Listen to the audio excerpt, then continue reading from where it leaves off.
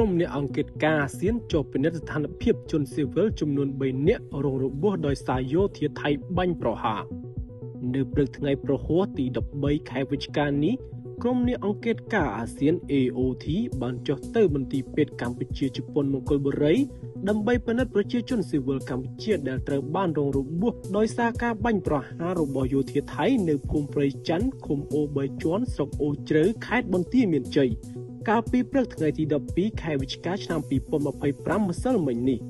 គូរំលឹកផងដែរថាកាលពីម្សិលមិញនេះយោធាថៃបានបើកការបាញ់ប្រហារមកលើប្រជាពលរដ្ឋស៊ីវិលកម្ពុជា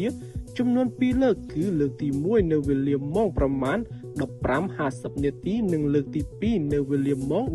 17:54 នាទីល្ងាចនិងបានបង្កឲ្យប្រជាជនស៊ីវិលកម្ពុជារងរបួសសរុបចំនួន3នាក់និងបាត់បង់ជីវិតចំនួន1នាក់